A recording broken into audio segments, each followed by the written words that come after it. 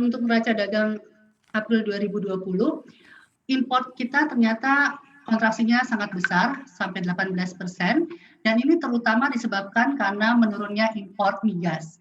Dan ini kita tahu karena salah satunya penyebabnya adalah memang harga minyak mentah di dunia dalam beberapa bulan terakhir ini mengalami penurunan yang sangat drastis dan juga dengan adanya PSBB ini mobilitas orang juga semakin menurun sehingga demand terhadap bahan bakar juga menurun. Itu sebabnya import bahan bakar menurun sangat drastis. Dan yang perlu diperhatikan juga adalah menurunnya import raw materials dan juga barang konsumsi. Karena kita tahu import Indonesia hampir 90% itu terdiri dari barang modal dan raw materials yang merupakan bahan baku untuk manufacturing Indonesia. Nah, seperti kita tahu, Purchasing Manager Index Indonesia itu cukup turun drastis bulan Maret kemarin sampai 27,5.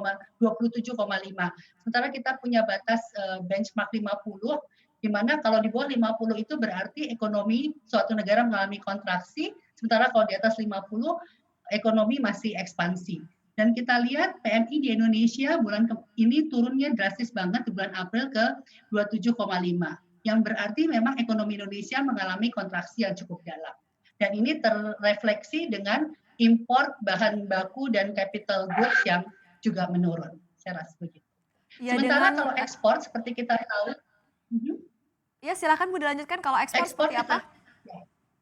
kita ya, kalau ekspor kita tahu memang perdagangan dunia sekarang sedang melemah. Jadi kita tidak bisa terlalu mengharapkan dari kenaikan ekspor kita. Tetapi penurunan import ini yang agak mengkhawatirkan karena itu mengindikasikan beberapa bulan ke depan perekonomian Indonesia juga akan masih melambat. Ya. Perekonomian Indonesia juga masih akan melambat kalau kita bandingkan pertumbuhan ekonomi kita di kuartal 1 tahun 2020 ini kan terkontraksi 2,97%. Di kuartal 2 prediksi Anda apakah akan lebih buruk karena dampak dari PSBB, Bu Mukti? Ya, memang hasil PDB kita di kuartal 1 ini cukup mengejutkan karena kita memperkirakan ekonomi baru melambat di kuartal kedua. Karena kan di kuartal pertama PSBB itu baru berlangsung 2 minggu terakhir di bulan Maret.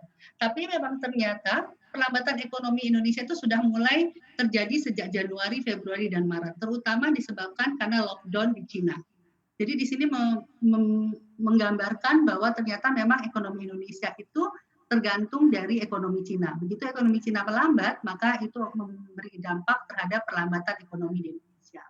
Untuk kuartal 2, mesin penggerak dari pertumbuhan ekonomi Indonesia adalah konsumsi dan investasi.